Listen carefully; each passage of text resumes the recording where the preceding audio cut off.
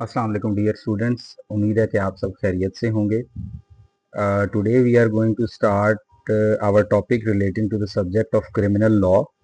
और ये हमारा क्रिमिनल लॉ का जो सब्जेक्ट है हमारे एलएलबी 4 ईयर प्रोग्राम में, जो कि रिवाइज्ड करिकुलम है by the Punjab university HEC और पाकिस्तान बार काउंसिल की तरफ से। तो इसमें हमारा क्रिमिनल लॉ का सब्जेक्ट, जिसके 2 पोर्शन जो हैं हमें प्रोवाइड किए गए हैं। एक क्रिमिनोलॉजी का पोर्शन है और दूसरा हमारे पास हमारा जो एक स्टैच्यूट है, एक्ट है, Pakistan penal code 1860। Pakistan penal code के हवाले से ये हमारा आज का टॉपिक है और जिसका नाम है जर्नल एक्सेप्शंस। और अगर आप पाकिस्तान पीनल कोड को ओपन करें तो उसमें आपका ये चैप्टर नंबर 4 बनेगा। Chapter number 4 Pakistan penal code का जो डील कर रहा है जर्नल एक्सेप्शंस के साथ। एक्सेप्शन मीन कि जब भी कानून में कोई जर्नल रूल मौजूद होता है तो उसकी एक्सेप्शन मीन मा सिवाय कि ऐसी चीजें कि जिनके ऊपर वो जर्नल रूल अप्लाई नहीं होगा। फॉर एग्जाम्पल सेक्शन 302 कत्ले अम्द हमें यह बताता है कि अगर कोई एक शख्स किसी दूसरे शख्स का मर्डर कर देगा तो उसके ऊपर जो है वो, अगर इंटेंशनली विलफुली मर्डर करेगा तो उसके ऊपर जो है वो 302 जो है वो अट्रैक्ट करेगा और उसको जो है वो मर्डर की सजा होगी। लेकिन अब वो तो जर्नल रूल है, लेकिन जब हम यही चीज अपने इस चैप्टर जर्नल एक्सेप्शंस में लेके आते हैं तो इसमें हमें ये पता चलता है कि अगर किसी शख्स ने किसी शख्स का मर्डर भी कर दिया, फॉर एग्जांपल ए ने अगर बी का मर्डर कर दिया है, तो उस सिचुएशन में कुछ कंडीशंस ऐसी होंगी कि जिनमें उसको सजा नहीं मिलेगी, वो जर्नल एक्सेप्शंस में चला जाएगा।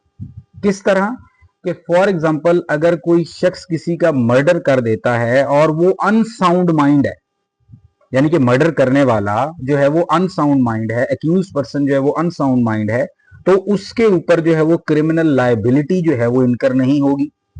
इसी तरह कुछ हमारे पास और भी एग्जाम्पल हैं, जिस तरह इंटॉक्सिकेशन की एग्जाम्पल हमारे पास है, यानी कि अगर कोई शख्स जो है वो इंटॉक्सिकेटेड है, नशे की हालत में है। अब जनरल एक्सेप्शन में 2 तरह की कंडीशंस बताई गई हैं कि अगर वो वॉलेंट्री इंटॉक्सिकेटेड है, फॉर एग्जांपल उसने अपनी मर्जी से नशा किया है, तो उसके कॉन्सिक्वेंसेज में अगर वो कोई ऑफेंस कमिट कर देता है तो उसके ऊपर जनरल एक्सेप्शंस की प्ली जो है वो अप्लाई नहीं होगी। बट अगर वो इनवॉलेंट्री इंटॉक्सिकेशन में है कि फॉर एग्जांपल उसने जो नशा किया वो खुद नहीं किया, मतलब उसके नॉलेज में नहीं था, खाने में कोई चीज जो है वो मिला के दे दी गई, अगर वगैरह वगैरह ऐसी कोई सिचुएशन क्रिएट हो गई कि जो इनवॉलेंट्री इंटॉक्सिकेशन में फॉल कर जाएगा, तो फिर वो जनरल एक्सेप्शन की प्ली जो है वो ले सकता है, क्योंकि जो एक्ट इटसेल्फ जो कि एक क्राइम था उसमें उसका मेंजरिया नहीं था। बट अगर वो खुद इंटॉक्सिकेटेड हो रहा है, वॉलेंट्री इंटॉक्सिकेशन में जा रहा है, तो इस सिचुएशन में अगर देखा जाए तो इसका मतलब है कि उसका मेंजरिया ऑलरेडी पहले वाले एक्ट में जो है वो मौजूद था। सो हर इस कानून में आपके पाकिस्तान पीनल कोड में जितने भी ऑफेंसेस दिए गए हैं, सेक्शन 6 को अगर आप पढ़ें तो वो हमें सबसे पहले तो ये बताता है कि पाकिस्तान पीनल कोड जो है बेसिकली इसमें 3 तरह की चीजें हमारे पास अवेलेबल है। First one definitions, second one penal provisions and third one illustrations. आपकी पूरे के पूरे पाकिस्तान पीनल कोड में 3 तरह की चीजें अवेलेबल हैं। एक, कुछ प्रोविजंस हैं जो आपको डिफाइन कर रही हैं, डेफिनिशंस बता रही हैं, एक्सप्लेनेशंस प्रोवाइड कर रही हैं। कुछ प्रोविजंस ऐसी हैं जो आपको पेनल्टी बता रही हैं, सजाएं बता रही हैं, इंप्रिजनमेंट, फाइन वगैरह वगैरह। उन प्रोविजंस को हम पीनल प्रोविजन का नाम देंगे। और कुछ चीजें ऐसी हैं कि जो कि इलस्ट्रेशन में है, मतलब किसी भी सेक्शन को या किसी भी पोर्शन को एक्सप्लेन करने के लिए, समझाने के लिए जो लेजिस्लेटर है वो क्या करता है कि कुछ इलस्ट्रेशन यानी कि एग्जांपल्स जो है वो इनकॉर्पोरेट करता है in a law. So Pakistan penal code में ये 3 चीजें अवेलेबल हैं, 3 तरह की प्रोविजंस जो हैं आपके ताजीरात पाकिस्तान में अवेलेबल हैं। अब पीपीसी का सेक्शन 6 हमें यह बताता है कि अब चाहे कोई डेफिनेशन है, चाहे कोई पीनल प्रोविजन है, या चाहे कोई इलस्ट्रेशन है, all are subject to the general exceptions. मतलब जर्नली उसको वही लिया जाएगा, उससे मुराद जो वो कहा जा रहा है। बट अगर वो जर्नल एक्सेप्शन में फॉल कर गया तो उसकी एप्लीकेबिलिटी की वजह से जो एक्यूज्ड पर्सन है उसके ऊपर लायबिलिटी जो है वो इनकर नहीं होगी। अब कौन कौन सी कंडीशंस हैं, किन किन कंडीशन में एक्सेप्शंस लगेगी, वो सारी आज की हम इस लेक्चर में जो है वो डिटेल में डिस्कस करेंगे। इसी के साथ क्रॉस रेफरेंस के हवाले से अगर आप देखें तो आपकी स्क्रीन पे एक हेडिंग आ रही होगी, बर्डन ऑफ प्रूफ। आपके कानूनी शहादत ऑर्डर 1984 का जो आर्टिकल 121 है वो बात करता है बर्डन ऑफ प्रूफ की, कि अगर फॉर एग्जांपल ए ने बी का मर्डर कर दिया, अच्छा एफआईआर हो गई, एफआईआर होने के बाद कंप्लीट इन्वेस्टिगेशन हुई, इन्वेस्टिगेशन कंप्लीट होने के बाद ट्रायल स्टार्ट हुआ, उसमें क्या है जी, जो कंप्लेनेंट साइड है, कंप्लेनेंट साइड ने कंप्लीट अपनी जो है केस को beyond any shadow of doubt prove करने की कोशिश की।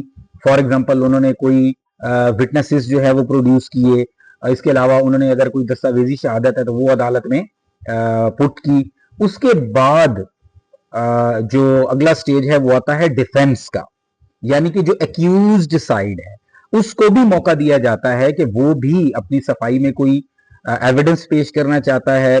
दो काइंड्स की एविडेंस हमारे पास मौजूद है, वो ज़बानी शहादत भी दे सकता है थ्रू विटनेसेस, इसी तरह वो डॉक्यूमेंट्री एविडेंस भी दे सकता है, यानी कोई दस्तावेजी शहादत अगर उसके पास अवेलेबल है तो वो भी दे सकता है अपनी सफाई में। अब फॉर एग्जाम्पल हमने ये कहा था कि एक शख्स किसी शख्स का मर्डर कर देता है, इस एग्जाम्पल को हम लेके चल रहे हैं। अच्छा, प्रोसिक्यूशन साइड ने अपनी एविडेंस कंप्लीट कर ली और जब डिफेंस साइड की एविडेंस की बारी आई तो वहां पे डिफेंस साइड ने एक प्ली ली कि मैं जो है इसको मैंने मर्डर किया, बिल्कुल किया, बट मैंने इसको सेल्फ डिफेंस में मर्डर किया। फॉर एग्जाम्पल अगर मैं सेल्फ डिफेंस ना करता, अगर मैं इसका मर्डर ना करता तो बदले में ये मुझे मर्डर कर देता, मेरा मर्डर कर देता, मुझे कत्ल कर देता, तो अपनी जान बचाने की खातिर मैंने इस शख्स का है मर्डर किया है। अब ये वो प्ली ले रहा है, डिफेंस ले रहा है। अब उसका केस एक्सेप्शन में कब फॉल करेगा, ये जो आज का हमारा टॉपिक है, कि जब वो अदालत को ये चीज प्रूव कर देगा कि वाकई वो जो फैक्ट अदालत में पेश कर रहा है, एजर्ट कर रहा है, वो बिल्कुल सही है, एक्यूरेट है, उसमें किसी किस्म का कोई डाउट नहीं है। तो अब यहां पे सिचुएशन ये है कि अगर एक्यूज्ड पर्सन अपनी डिफेंस में कोई चीज अदालत में पेश कर रहा है तो ये बर्डन ऑफ प्रूफ उस एक्यूज्ड पर्सन के ऊपर होगा। उसी ने अदालत में इस चीज को साबित करना है कि यस मैंने इसका मर्डर किया, बट मैंने सेल्फ डिफेंस में मर्डर किया। बट अगर एक्यूज्ड जो है किसी किस्म की कोई प्ली नहीं ले रहा तो प्रोसिक्यूशन तो ये कह रहा है कि ए ने जो है वो बी का मर्डर कर दिया है, तो प्रोसिक्यूशन ने अपना पॉइंट जो है साबित करने के लिए बर्डन ऑफ प्रूफ प्रोसिक्यूशन के ऊपर होगा, उन्होंने अपना पॉइंट जो है वो साबित करना है। इसी तरह अगर कोई डिफेंस की प्ली ली जा रही है तो बर्डन ऑफ प्रूफ जो है ये शिफ्ट हो जाएगा प्रोसिक्यूशन से एक्यूज साइड की तरफ, कंप्लेनेंट से एक्यूज साइड की तरफ। अब एक्यूज ने चूंकि एक नया पॉइंट रेस कर दिया एक्सेप्शन का, डिफेंस का, तो ये जो बर्डन ऑफ प्रूफ होता है वो शिफ्ट हो जाता है। अब बेसिक पॉइंट क्या देखा जाता है कि ये आखिर प्ली क्यों ले रहा है। प्रिंसिपल ऑफ क्रिमिनोलॉजी के मुताबिक आपने एक चीज बिल्कुल अपने माइंड में रखनी है कि आपको डिफेंस की प्ली, ये जनरल एक्सेप्शंस ये जो यहां पे दी गई हैं, ये प्ली आपको तभी मिलती है जब आप उस एक्ट को साबित करते हैं कि उस एक्ट में मेरा मेंजरिया नहीं था। अब मेंजरिया mean guilty intention. For example वही एग्जाम्पल को लेके चलते हैं कि वो ये कह रहा है कि मैंने इसका मर्डर किया सेल्फ डिफेंस में, तो सेल्फ डिफेंस में अगर देखा जाए तो उसका मेंजरिया नहीं था। मेंजरिया मीन गिल्टी माइंड, वो तो सेल्फ डिफेंस अपनी जान बचाने के लिए उसने उस शख्स का मर्डर किया। सो लैक ऑफ मेंजरिया एक वैलिड जस्टिफिकेशन होती है कि जिसके तहत आप जो है वो एक्सेप्शन के तहत डिफेंस की जो है वो प्ली ले सकते हैं। अब इसकी प्रोविजंस पे जाते हैं, सेक्शन वाइज हम देखते हैं कि आखिर कौन कौन सी हमारे पास ऐसी प्रोविजंस मौजूद हैं कि जो हमें जनरल एक्सेप्शन में फॉल करवा देती हैं कि एक एक्ट हो गया और बज़ाहिर पाकिस्तान पीनल कोड के प्रोविजंस के मुताबिक वो हमें लग रहा है कि वो एक्ट जो है या वो ओमिशन जो है वो एक क्राइम है, लेकिन उसके बावजूद जो है वो किसी शख्स के ऊपर लायबिलिटी जो है वो इनकर नहीं हो रही। तो पहली हेडिंग अगर आप हैंड आउट में देखें तो मिस्टेक ऑफ फैक्ट, फैक्ट को समझने में मिस्टेक हो गई, समझने में भी मिस्टेक हो गई, और वो जो शख्स एक्ट कर रहा है उसको इस चीज पे एक बिलीव आ गया है, यकीन है कि वो जो कर रहा है वो या तो बाउंड बाय लॉ है वो काम करने के लिए, या जस्टिफाइड बाय लॉ है वो काम करने के लिए।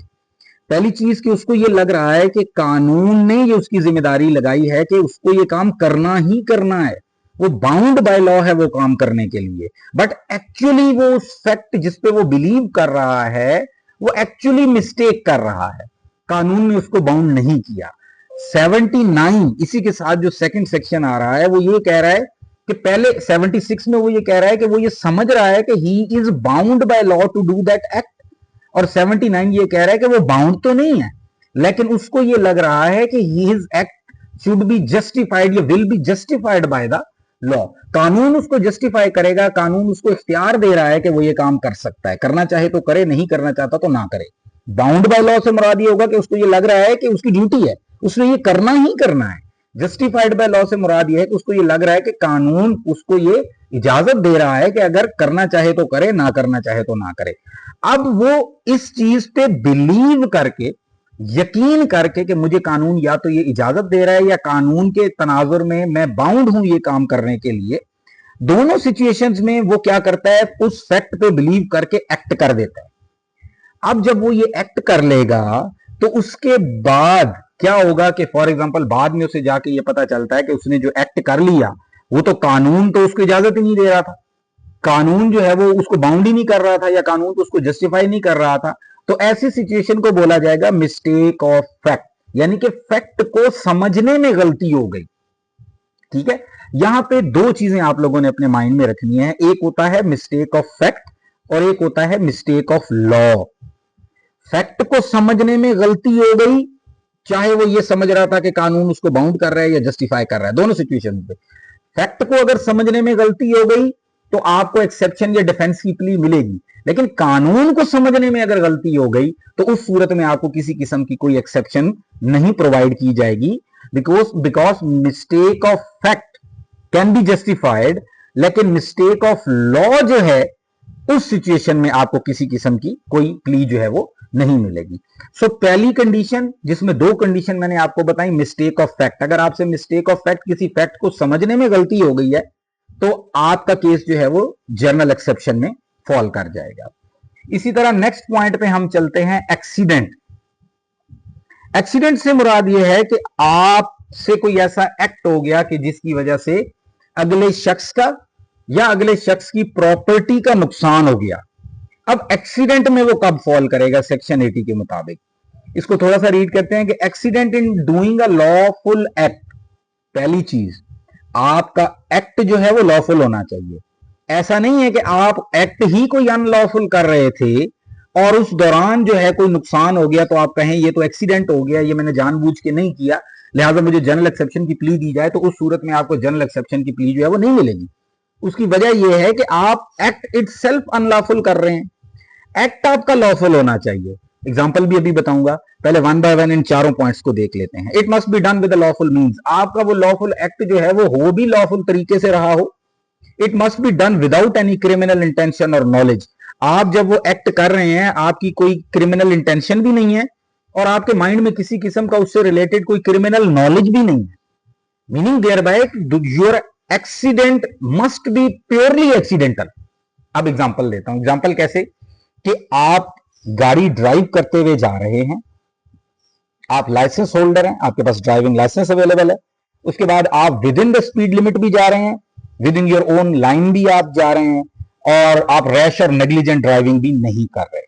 अब आपका वो जो ड्राइविंग वाला एक्ट है वो हर हिसाब से लॉफुल हो गया, ठीक है। अब उसके बाद क्या है कि अचानक से एक बच्चा जो है वो सड़क क्रॉस करने के लिए भागता है, बगैर जो है वो अपना कंप्लीट एक कॉशियस मेजर्स जो है लिए बगैर भागता है, एक बच्चा है, और वो आके आपकी गाड़ी के साथ हिट होता है, हिट होने के बाद या बच्चा वो मर जाता है या जख्मी हो जाता है। तो इस सिचुएशन में ये एक्सीडेंट की कैटेगरी में फॉल करेगा।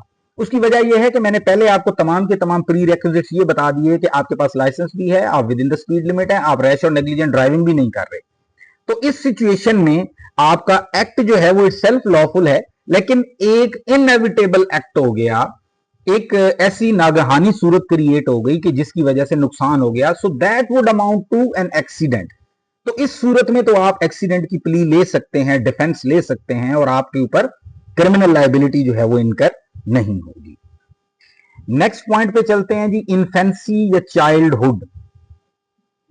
चाइल्डहुड बच्चा, कोई एक्ट किसी बच्चे से हो गया, इससे रिलेटेड हमारे पास दो सेक्शंस मौजूद हैं हमारे पाकिस्तान पीनल कोड में। First section is the 82। Section 82 ये कहता है कि if the age of the child is 7 year. अच्छा, यहां पे थोड़ी सी आप अमेंडमेंट जो है वो 2016 के अमेंडमेंट के मुताबिक इसको जरा चेंज करेंगे। अब यहां पे अमेंडमेंट में 10 ईयर ऑफ एज लिखा हुआ है कि अगर कोई बच्चा कि जिसकी एज जो है वो 10 साल है, तो अगर वो कोई एक्ट कर देता है तो बच्चा फॉल कर जाएगा एब्सोल्यूट इमेच्योरिटी के कॉन्सेप्ट में। यानी कि 10 साल का बच्चा अगर कोई ऑफेंस कमिट कर देता है तो उसके ऊपर किसी किस्म की कोई क्रिमिनल लायबिलिटी जो है वो इनकर नहीं होगी। नाउ अब फॉर एग्जांपल अगर वो किसी शख्स को जख्मी कर देता है और उस बच्चे की उम्र जो है वो 10 साल है, अब करने के लिए तो वो एक ऑफेंस कर रहा है according to Pakistan penal code, क्योंकि पाकिस्तान पीनल कोड ये कहता है कि कोई भी शख्स किसी अगर दूसरे शख्स को जख्मी कर देता है तो ऑब्वियसली हर्ट के चैप्टर के अंदर हर्ट की नौयत देखने के मुताबिक उसके ऊपर सेक्शन जो है वो इंटैक्ट होंगे और उसको उसके मुताबिक सजा मिलेगी। लेकिन अब उसको इम्यूनिटी क्यों मिल रही है, उसको एक्सेप्शन के डिफेंस इसलिए मिल रहा है क्योंकि सेक्शन 82 हमें ये बता रहा है कि if a child is under the age of 10 year तो उस सिचुएशन में एब्सोल्यूट इम्यूनिटी है कि उसके ऊपर किसी किस्म की कोई क्रिमिनल लायबिलिटी इनकर नहीं होगी। अब यहां पे एक सवाल यह राइज हो सकता है कि क्या वाइकेरियस लायबिलिटी पेरेंट्स पे आ सकती है या नहीं, ये एक अलग टॉपिक है, उसकी तरफ जो है हम किसी और नेक्स्ट लेक्चर में है जो जाएंगे। इसी तरह सेक्शन 83 हमें ये कहता है, अच्छा 83 बात कर रहा है कंडीशनल इम्यूनिटी की, कि एब्सोल्यूट इम्यूनिटी नहीं है भाई, it depends upon the condition. अब कंडीशन क्या होगा कि बच्चे को कोर्ट एवेल्युएट करेगी कि क्या वो बच्चा capable to understand the question है और उसका रैशनल आंसर भी दे सकता है कि नहीं दे सकता, या उस फैक्ट ऑफ द केस के मुताबिक केस के तमाम फैक्ट्स को अगर देखा जाए तो उससे भी ये चीज जाहिर हो जाती है कि क्या वो बच्चा मेच्योर इनफ है कि वो जो एक्ट करके आया है उसके कॉन्सिक्वेंसेस को वो समझ सके। एग्जांपल यहां पे ये देता हूं, यहां पे इसके जरा वर्डिंग आपको बता दूं, यहां पे लिखा हुआ है कि हर वो बच्चा जिसकी उम्र 7 साल से लेके 12 साल तक है, इसको भी आप लोग चेंज कर लेंगे, अब ये है 10 साल से लेके 14 साल तक है। हर वो बच्चा जिसकी उम्र 10 साल से 14 साल तक है तो उसकी जो इमेच्योरिटी है वो कंडीशनल हो जाएगी। अब कंडीशनल इमेच्योरिटी से मुराद ये है कि भाई अदालत एवेल्युएट करेगी कि क्या वो बच्चा जो हरकत करके आया है क्या उसके कॉन्सिक्वेंसेस या इफेक्ट्स को समझ सकता है कि नहीं समझ सकता। एग्जांपल यहां पे ये देता हूं, अगर तो बच्चा फॉर एग्जांपल 10 साल या 10 साल से कम है फिर तो एब्सोल्यूट इम्यूनिटी है, अदालत को किसी किस्म का कोई इवेल्युएशन करने की जरूरत ही नहीं है, स्क्रूटनी करने की जरूरत ही नहीं है। सॉरी। बट अगर हम बात करें वो बच्चा कि जिसकी उम्र 10 साल से लेके 14 साल तक है, अब हम एक फैक्ट क्रिएट करते हैं। फैक्ट ये है कि एक हफ्ता पहले एक बच्चा है जिसके फादर को जो है वो मर्डर कर दिया गया। अब 7 दिन के अंदर अंदर वो बच्चा क्या करता है कि रात को पिस्टल उठाता है, पिस्टल उठा के जिस शख्स ने उसके वालिद का मर्डर किया उसके घर फलांग के जाता है और जाने के बाद उस शख्स का मर्डर करता है। मर्डर करने के बाद दोबारा जो है वहां से भाग के सेफ जो है वो घर वापस भी आ जाता है। अब इस अगर कंडीशन को देखा जाए तो यहां पे तो एक चीज वाजे हो रही है कि बच्चा वहां पे इमेच्योर नहीं है, वो तो कंप्लीट कॉन्सिक्वेंसेस को समझ रहा है और वो कंप्लीट वो जो भी एक्ट कर रहा है जो भी चीजें कर रहा है उसमें तो तमाम एसेंशियल्स ऑफ द क्राइम या स्टेजेस ऑफ द क्राइम को अगर आप देखें उनको तो वो कंप्लीट पूरा कर रहा है। सो मीनिंग देयर बाय कि जहां पे इम्यूनिटी कंडीशनल हो जाए, जिसके साथ कंडीशन अटैच हो जाए, अदालत को ये इख्तियार दे दिया जाए कि आपने इस केस में चेक करना है कि whether that child is mature enough to understand the consequences and effect और आउटकम ऑफ द केस, तो फिर उस सिचुएशन में कंडीशनल इम्यूनिटी है। अच्छा जी, नेक्स्ट हमारे पास जो एक डिफेंस की प्ली या एक्सेप्शन है वो है जी इंसैनिटी। इंसैनिटी से मुराद ये है कि एक शख्स जो है वो अनसाउंड माइंड है, पागल है, वो समझता ही नहीं है कि जो वो एक्ट कर रहा है उस एक्ट के कॉन्सिक्वेंसेस क्या हैं। अब यहां पे आप लोगों ने ये माइंड में रखना है कि अनसाउंडनेस ऑफ माइंड के भी 2 रूल हैं, एक होता है कंप्लीटली अनसाउंड माइंड और एक होता है ल्यूनेटिक।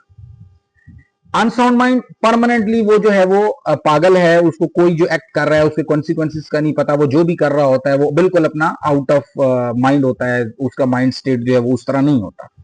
एक होती है ल्यूनेटिक। ल्यूनेटिक ये होता है कि उसको ल्यूसिड इंटरवल्स होते हैं, कभी वो साउंड माइंड होता है और कभी जो है वो अनसाउंड माइंड होता है। अगर कोई ऐसा शख्स है कि जो लुनेटिक है, तो और जब उसने जिस टाइम पे एक्ट किया, फॉर एग्जांपल किसी को जख्मी किया, मर्डर किया, जो भी किया, तो उसमें यह देखा जाएगा कि जब जिस टाइम पे वो एक्ट कर रहा था, क्या वो प्रॉपर स्टेट ऑफ माइंड में था या उस टाइम वो ल्यूसिड इंटरवल्स में था। तो अनसाउंडनेस ऑफ माइंड सेक्शन 84 के मुताबिक दोनों कंडीशन आपने देखी है, एक शख्स जो कि परमानेंटली पागल है और एक शख्स जो कि कभी प्रॉपर स्टेट ऑफ माइंड में होता है और कभी प्रॉपर स्टेट ऑफ माइंड में नहीं होता। तो दोनों कंडीशंस को आपने माइंड में रखना है। अगर एक कंप्लीटली अनसाउंड माइंड है तो ऑब्वियसली वो तो इम्यून हो जाएगा, बट अगर एक बंदा जो कि ल्यूसिड इंटरवल्स में उसकी लाइफ जाती है, तो उस सिचुएशन में देखना पड़ेगा कि जिस टाइम पे उसने ये क्राइम कमिट किया या जिस टाइम पे उसने ये एक्ट कमिट किया, उस टाइम पे क्या वो प्रॉपर स्टेट ऑफ माइंड में था या ल्यूसिड इंटरवल में था। अगर तो वो ल्यूसिड इंटरवल में था तो उस सिचुएशन में तो उसको जनरल एक्सेप्शन की प्ली जो है वो मिल जाएगी, अदरवाइज उसको जनरल एक्सेप्शन की प्ली जो है वो नहीं मिलेगी। अच्छा जी, नेक्स्ट हमारे पास जो जनरल डिफेंस अवेलेबल है या हमारे पास जो है वो जनरल एक्सेप्शन अवेलेबल है, वो है इंटॉक्सिकेशन। लेक्चर के स्टार्ट में ही मैंने एग्जांपल दी थी और एग्जांपल में मैंने ये चीज बता दी थी कि इफ यू आर इंटॉक्सिकेटेड और उस सिचुएशन में आप कोई एक्ट कमिट कर देते हैं या कोई mission commit, illegal mission commit कर देते हैं, तो उस सिचुएशन में क्या है कि आपके ऊपर क्रिमिनल लायबिलिटी इनकर नहीं होगी। लेकिन इसी के साथ मैंने एक कंडीशन भी बताई थी, सेक्शन 85, सेक्शन 86। एक सेक्शन हमें यह बता रहा है कि अगर तो उसको इंटॉक्सिकेट किया गया है अगेंस्ट हिज और हर विल, तो फिर तो उसको प्ली मिलेगी, डिफेंस की एक्सेप्शन की प्ली जो है उसको मिलेगी। लेकिन इसी के साथ साथ अगर आप सेक्शन 86 को देखें तो वो ये कह रहा है कि if a person is voluntary intoxicated, अगर वो अपनी मर्जी से उसने नशा किया है और उसे पता है कि नशा करने के बाद कंडीशन क्या होगी, वॉलंटरी इंटॉक्सिकेशन है, तो इस सिचुएशन में आपको डिफेंस की प्ली नहीं मिलेगी।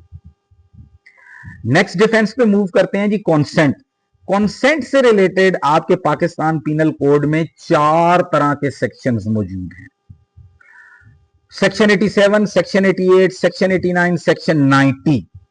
ये सेक्शंस क्या कहते हैं जी, one by one. Consent mean इजाजत दे देना कोई काम करने की किसी शख्स के साथ या उसकी प्रॉपर्टी के साथ। फॉर एग्जांपल मैंने किसी शख्स को इजाजत दे दी, या फॉर एग्जांपल एक शख्स ने ऑफर कराई रेसलिंग की और मैंने उसको रिटर्न में इजाजत दे दी, ठीक है मैं आपके साथ रेसलिंग करने के लिए तैयार हूं।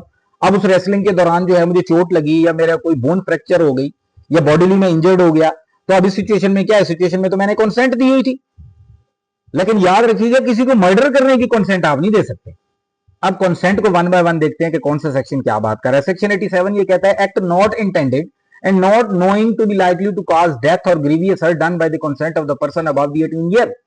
ये भी आपने याद रखना है कि आप जिस बंदे की कंसेंट ले रहे हैं वो मेजर हो, माइनर ना हो। फॉर एग्जांपल आप 6 या 7 साल या 10 साल के बच्चे से अगर कंसेंट ले रहे हैं तो आपका कॉन्ट्रैक्ट एक्ट भी यही कहता है कि parties to the contract must be a major, minor नहीं होनी चाहिए। तो आप जिस बंदे से कंसेंट ले रहे हैं उसकी उम्र 18 या 18 साल से ज्यादा होनी चाहिए। आपने कंसेंट ली for any kind of amusement, किसी जो है वो स्पोर्ट्स के लिए या किसी भी हवाले से आपने उससे कंसेंट ले ली। कंसेंट होने के बाद उस दौरान उसका नुकसान हो गया, यानी कि कोई बॉडीली इंजरी आ गई या उसकी किसी प्रॉपर्टी को नुकसान हो गया, तो इस सिचुएशन में वो आपके ऊपर ऑब्वियसली क्रिमिनल केस तो चलेगा, लेकिन डिफेंस में जाके आप इस चीज की प्ली लेंगे कि ये देखें जी, आप डॉक्यूमेंट्री एविडेंस पेश करेंगे। जब डिफेंस साइड की एविडेंस पेश करने की बारी आएगी, वो स्टार्ट ऑफ द लेक्चर में मैंने बताया था कि डिफेंस साइड की एविडेंस जो है वो किस स्टेज पे जाके जो है वो अदालत में पेश की जाती है। तो वहां पे दिखाया जाएगा कि जनाबे वाला इस बंदे ने मुझे रिटर्न कंसेंट दी थी, हमने रेसलिंग के हवाले से रिटर्न कंसेंट ली थी इससे, उसके बाद इसके और मेरे दरमियान मुकाबला हुआ, इसको चोट लगी, इसकी बोन फ्रैक्चर हो गई, अब मेरे ऊपर ये जो है 337 की एफआईआर करा के और मेरे ऊपर जो इसने क्रिमिनल ट्रायल चलाया हुआ है, तो ये आपको डिफेंस मिल जाएगी और आपको इसके ऊपर क्या क्रिमिनल लायबिलिटी किसी किस्म की इनकर नहीं होगी। Next section is section 88, act not intended to cause death done by the consent in good faith and for the benefit of the person. इसकी सबसे बेस्ट एग्जांपल हम ये लेते हैं कि डॉक्टर, सर्जन डॉक्टर्स जो होते हैं वो ऑपरेट करते हैं for the benefit of a person और गुड फेथ में करते हैं। वो क्या करते हैं जी, अगर अक्सर आपने देखा होगा या अक्सर ये तजर्बात में ये चीज आई होगी कि लोग क्या करते हैं कि अगर किसी की तबीयत खराब हो गई, अचानक हॉस्पिटल लेके गए, हॉस्पिटल ले जाने के बाद डॉक्टर साहब ये करते हैं कि इसका एज सुन एज पॉसिबल जो ऑपरेट करना पड़ेगा। आप अपेंडिक्स की एग्जांपल ले लें, ठीक है, उसमें क्या होता है कि अगर उसको as soon as possible operate ना किया जाए तो उस बंदे की इवन डेथ हो सकती है। तो डॉक्टर क्या करते हैं कि एक एफिडेविट पे साइन करवाते हैं from the legal heirs of that person. अब वो क्यों करवाते हैं? वो बेसिकली कॉन्सेंट ले रहे हैं। अच्छा, अगर वो प्रॉपर स्टेट ऑफ माइंड में है तो कुछ कंडीशन में उस बंदे की अपनी कंसेंट भी ली जा सकती है, लेकिन अगर वो इतनी ज्यादा तकलीफ में है कि वो खुद कंसेंट नहीं दे सकता तो उसके लीगल एयर्स की कंसेंट भी जो है वो चल जाएगी। अब वो कंसेंट में यही लिखा होता है कि डॉक्टर अपनी पूरी कार्रवाई जो है वो गुड फेथ में करेंगे, क्योंकि डॉक्टर की किसी किस्म की कोई इंटेंशन टू कॉज डेथ नहीं है। गुड फेथ में सारे का सारा करेंगे, और जो भी वो एक्ट कर रहे हैं वो just for the benefit of that person कर रहे हैं, उस शख्स की जान बचाने के लिए कर रहे हैं। लेकिन क्या होता है कि कुछ देर के बाद डॉक्टर जो है वो ऑपरेशन रूम से बाहर आते हैं और आके कहते हैं कि सॉरी, हम आपके मरीज को नहीं बचा सके। अब इस सिचुएशन में ऐसा तो नहीं है कि डॉक्टर के ऊपर एफआईआर हो जाएगी, डॉक्टर के ऊपर पूरी जो है वो क्रिमिनल लाइबिलिटी इनकर कर देंगे। हाँ, यहां पे एक एक्सेप्शन है। पाकिस्तान में अक्सर हम केसेस देखते हैं कि डॉक्टर की नेग्लिजेंस साबित हो जाती है, नेग्लिजेंट एक्ट डॉक्टर का साबित हो जाता है। तो इसमें याद रखिएगा कि सेक्शन की जो कंप्लीट वर्डिंग है वो उसमें आप ये देख रहे हैं कि इन गुड फेथ, गुड फेथ की एग्जांपल डेफिनेशन वाले चैप्टर में पढ़िएगा, जनरल एक्सप्लेनेशन वाले चैप्टर में, जो कि आपका सेकंड चैप्टर है पाकिस्तान पिनल कोड का, उसमें गुड फेथ को डिफाइन किया गया है कि कौन सा एक्ट गुड फेथ में आएगा और कौन सा एक्ट बैड फेथ में आएगा। अगर तो डॉक्टर ने कंप्लीट कॉशियस के साथ, because doctor is duty bound to take care, और उसमें अगर कोई एक्ट कर रहा है तो that act amounts to be done in a good faith. लेकिन अगर कोई शख्स नेग्लिजेंटली एक्ट कर रहा है, फॉर एग्जांपल क्या है जी, स्टिचेस लगा दिए और बाद में पता चला जी कि वो कैंची जो है वो पेट के अंदर ही रह गई, या कोई सर्जिकल इंस्ट्रूमेंट जो है वो बॉडी के अंदर रह गया। अब इससे क्या मुराद है? इससे मुराद ये है कि वो डॉक्टर ने जो एक्ट किया, जो ऑपरेट किया, वो गुड फेथ में नहीं किया बल्कि नेग्लिजेंट एक्ट हो गया। तो उस सूरत में डॉक्टर इस डिफेंस की प्ली नहीं ले सकता सेक्शन 88 की, लेकिन सिर्फ एक ही कंडीशन में ले सकता है कि जब वो एक्ट किया जा रहा है उस टाइम पे वो गुड फेथ में, उसने कंप्लीट मेडिकल प्रिकॉशंस जो है वो उसको कंप्लीट कंसिडर किया और उस दौरान उसने ऑपरेट किया और purely for the benefit of the person किया, बट डिस्पाइट ऑफ दिस एक एक्ट है कि वो उसको नहीं बचा सके, तो उस सूरत में सेक्शन 88 की प्ली जो है वो डॉक्टर ले सकता है। Section 89, act done in good faith for the benefit of the child और इनसेन पर्सन बाय और bye the consent of the guardian. Same वही चीज है, अगर कोई बच्चा है या अगर इनसेन पर्सन है तो उसकी सूरत में उसकी कंसेंट जो है वो उनके गार्डियंस देंगे। सेक्शन 88 में ये कहा जा रहा है कि एक पर्सन खुद अपनी कंसेंट दे रहा है। सेक्शन 89 ये कह रहा है कि एक चाइल्ड है या इनसेन पर्सन है, तो ऑब्वियसली अगर एक बच्चा है, क्योंकि सेक्शन 87 के साथ भी तो इसको लिंक करना है ना। सेक्शन 87 हमें ऊपर क्या बता रहा है कि must be above the 18 year, कि एक शख्स जिसकी उम्र 18 साल से ज्यादा होनी चाहिए या 18 साल होनी चाहिए। अब इसी तरह आप देखें, एक चाइल्ड है तो चाइल्ड हम उसको तभी समझेंगे ना कि जब उसकी एज 18 साल से कम होगी, या कोई इनसेन पर्सन है तो उसके भी हाथ पे उसका गार्डियन जो है वो कंसेंट देगा।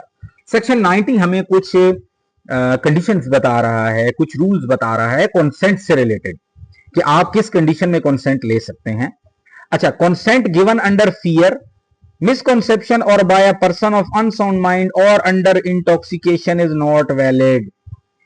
अगर किसी शख्स से कंसेंट ली गई उसको डरा धमका के, या उसको मिसकॉन्सेप्ट करके, या ऐसे शख्स से कि जो अनसाउंड माइंड है, या ऐसा शख्स जो कि इंटॉक्सिकेटेड है। अब यहां पे थोड़ा सा माइंड को हम जरा ब्रेनस्टॉर्म करें तो इंटॉक्सिकेशन से रिलेटेड हमने ऊपर 2 सेक्शन पढ़े हैं, इसी के ऊपर ये देखें आ रहे हैं, सेक्शन 85 और सेक्शन 86। वो ये बात कर रहा है कि आपको डिफेंस कब मिलेगी, when you are involuntary intoxicated, but if you are voluntary intoxicated तो आप जनरल एक्सेप्शन या जनरल डिफेंस की प्ली जो है वो आपको नहीं मिलेगी। यहां पे दोनों सिचुएशंस अप्लाई होंगी, चाहे वो वॉलंटरी इंटॉक्सिकेटेड है या चाहे वो इनवॉलंटरी इंटॉक्सिकेटेड है, ये मैटर ही नहीं करता। ये मैटर करता है उस इंटॉक्सिकेटेड पर्सन की अपनी प्ली के लिए। यहां पे बात हो रही है कि जो उस इंटॉक्सिकेटेड पर्सन के साथ जो हरकत होनी है उसमें इंटॉक्सिकेटेड पर्सन ने हरकत करनी थी 85 और 86 में। इसमें जो हरकत हो रही है वो इंटॉक्सिकेटेड पर्सन के साथ हो रही है। तो इस कंडीशन में चाहे वो वॉलंटरी इंटॉक्सिकेटेड है या इनवॉलंटरी इंटॉक्सिकेटेड है, दोनों सूरतों में आप उससे कंसेंट नहीं ले सकते। अच्छा जी, इस दौरान अगर किसी का कोई क्वेश्चन भी आ रहा होगा तो आप बार बार हैंडआउट्स में देख रहे होंगे कि एक तो मेरा ये व्हाट्सएप नंबर आ रहा है, आप इस पे कांटेक्ट करके भी उस चीज को क्लियर कर सकते हैं। कांटेक्ट मीन व्हाट्सएप पे आप मैसेज करके। और इसके अलावा अगर कोई क्वेश्चन आप लोगों के अगर माइंड में आ रहा है तो आप कमेंट के नीचे भी मतलब वीडियो के नीचे कमेंट करके भी उससे जो है वो क्वेश्चन को क्लैरिफाई करवा सकते हैं। अच्छा, नेक्स्ट हमारे पास जो डिफेंस आ रहा है वो है जी ट्राइफलिंग एक्ट्स। ट्राइफलिंग एक्ट से मुराद ये होता है कि ऐसा एक्ट के जिसकी वजह से बड़ा स्लाइट सा हार्म होता है, खराश आ गई, ब्रूज आ गया, किसी किस्म का कोई मेजर जो है वो इंजरी नहीं आई। अच्छा, माशाल्लाह हमारे पाकिस्तान में कुछ ऐसे इदारे हैं कि जब उन्होंने इंटेरोगेशन करनी होती है, नाम मैं नहीं लूंगा, उन्होंने जब इंटेरोगेशन करनी होती है तो वो इस तरीके से फेंटी लगाते हैं कि जख्म नहीं आना चाहिए, खून नहीं निकलना चाहिए जिस्म से। क्यों? क्योंकि अगर खून निकल आया, जख्म बन गया, या हड्डी टूट गई, या गोश्त फट गया, या ऐसी कोई कंडीशन हो गई, तो वो ट्राइफल एक्ट से ऊपर चला जाएगा, वो जख्मी होने में चला जाएगा, या वो हर्ट में चला जाएगा, 337 के अंडर आ जाएगा। लिहाजा हमारे कुछ पाकिस्तान में ऑनरेबल इदारे क्या करते हैं कि वो इस तरीके से इंटेरोगेशन करते हैं, इस तरीके से फेंटी लगाते हैं कि हार्म जो है वो स्लाइड से स्लाइड रहे और तकलीफ जो है वो बड़ी पैनिक हो। ठीक है, ये आप लोग खुद ही इसको चेक कर लीजिएगा, सर्वे कर लीजिएगा कि आखिर कौन से ऐसे इदारे हैं जो ऐसा करते हैं। बहरहाल, act causing slight harm, nothing is an offence by the reason of its causing और इंटेंडिंग टू काज और knowing it to be likely to cause any harm if that harm is so slight, इतना छोटा है that no person of ordinary sense and temper would complain of such harm। मतलब normal जो छोटे मोटे act हैं, for example थप्पड़ लगा दिया, या उसके बाद क्या है कि कोई ऐसी हरकत की कि मामूली सी खरोश आ गई, तो इस सिचुएशन में जो है, अच्छा खरोश और लेसीरेशन, हर्ट के चैप्टर में हम देखेंगे कि लेसीरेशन एक और चीज है, खरोच वो एक बिल्कुल एक स्लाइड सी जो है, एक लाइन बन जाना या ऐसा कुछ। तो ये ट्राइफल एक्ट है, ये हार्म मतलब इतने ज्यादा हार्म नहीं है कि आप इसमें जो है वो अगले बंदे को जो है 2 या 3 सालों की जो है वो सजाओं तक ले जाएं। तो ट्राइफल एक्ट के ऊपर भी डिफेंस जो है वो अवेलेबल होती है। नेक्स्ट वन इज दी कुछ और इंपॉर्टेंट एक्सेप्शंस भी हैं, उसको भी जरा देख लेते हैं। सेक्शन 81 है, act likely to cause harm but done without criminal intent to prevent other harm. Law of necessity, नजरिए जरूरत, मौके की जरूरत बन गया था। किस तरह की?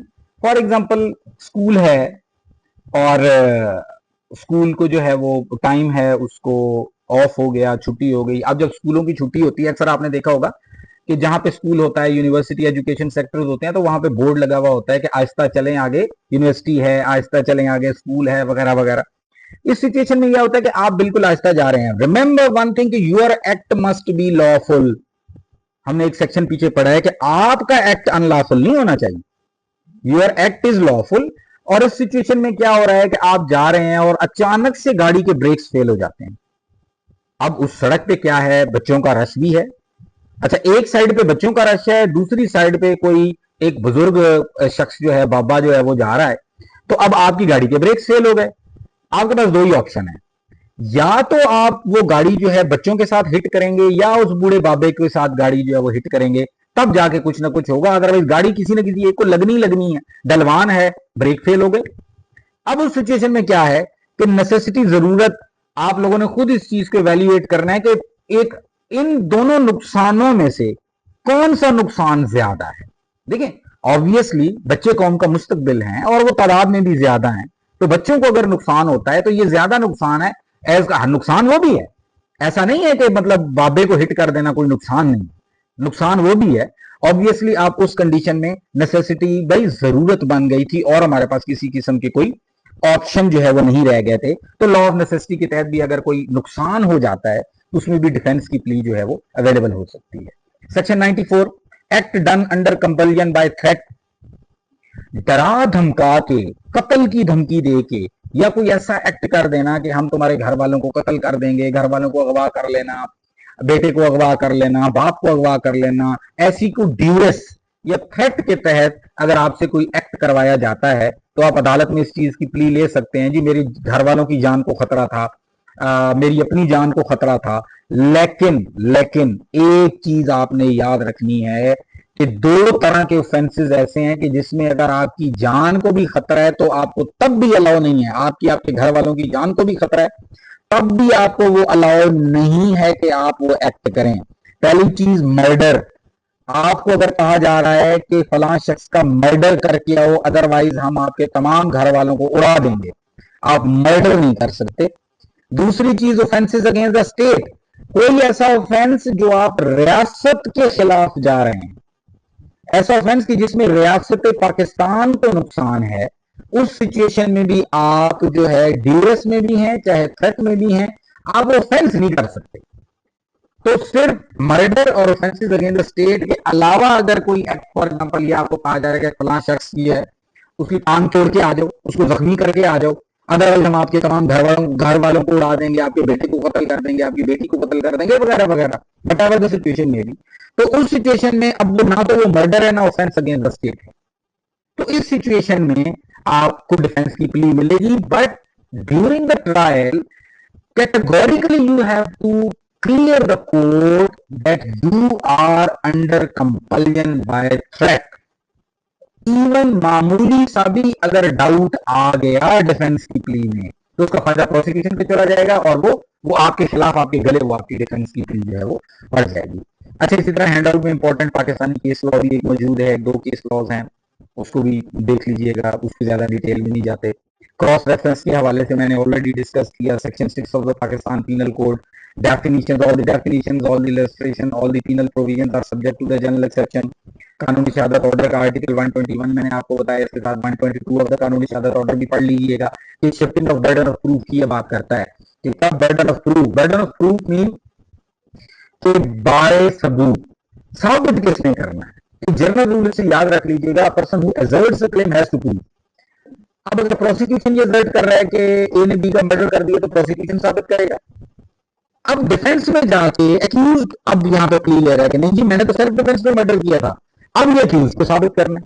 सो a person who asserts a claim has to prove, ये इसका रूल भी आपने याद रखना है। अच्छा, कत्ल और हर्ट के केसेस में जनरल एक्सेप्शन में कुछ जो किसास के केसेस है ना, उस पर एक्सेप्शन अप्लाई नहीं होंगे, ये भी आप लोगों ने याद रखना है। जुवेनाइल जस्टिस सिस्टम एक्ट, अगर कहीं पे जुवेनाइल जस्टिस सिस्टम एक्ट के तहत किसी शख्स को जो है, ये वैसे एक्ट जो है वो नया भी हमारा आ चुका है, ठीक है, उसको भी जरा रीड आउट कर लीजिएगा, 2025 या गलबन 2026 का है, ये एक नया एक्ट जो है जुवेनाइल जस्टिस सिस्टम के हवाले से आया है। तो अगर कोई केस जुवेनाइल में फॉल कर रहा है, तो उसको फिर एक स्पेशल लॉ के हिसाब से भी देखा जाएगा, because Pakistan penal code is a general law और जुवेनाइल जस्टिस एक्ट जो है वो आपका स्पेशल लॉ है। तो इसकी पीनल प्रोविजंस को जुवेनाइल ट्रायल के हवाले से भी देखा जाएगा। इसके ऊपर बार एक स्पेशल लेक्चर भी हम रिकॉर्ड कर लेंगे, लेकिन अभी इस चीज को आप इतना याद रखेंगे, जुवेनाइल जस्टिस सिस्टम एक्ट के तहत अगर कोई चीज आ रही है जुवेनाइल केसेस में, तो उसकी पीनल प्रोविजंस को भी देखना पड़ेगा, जो उसके स्पेसिफिक जो प्रोसीजर से रिलेटेड प्रोविजन है उनको भी देखना पड़ेगा। उसके बाद ये हमारा कंप्लीट टॉपिक जो है वो जनरल एक्सेप्शंस का कंप्लीट हो गया। आई होप सो कि आपको इस टॉपिक की मैंने समझाने की जितनी कोशिश की होगी आप लोगों को समझ आई होगी। बट डिस्पाइट ऑफ दिस अगर कोई क्वेश्चन आ रहा है, कोई क्यूरी है या किसी किस्म की कोई चीज माइंड में आ रही है, तो आप लोग जो है जो नंबर मैंने इसके ऊपर दिया है इसके ऊपर व्हाट्सएप करेंगे, कॉल नहीं करेंगे। व्हाट्सएप पे जैसे ही मैं फ्री हूँ आप लोगों को रिस्पॉन्ड कर दिया करूंगा। और इसके अलावा अगर आप इस वीडियो के नीचे अगर कमेंट भी कर देंगे तो उस कमेंट का जवाब भी मैं पूरी कोशिश करूंगा कि आपको वहां पे क्लियर करने की कोशिश करूं। बाकी thank you so much, Allah Hafiz.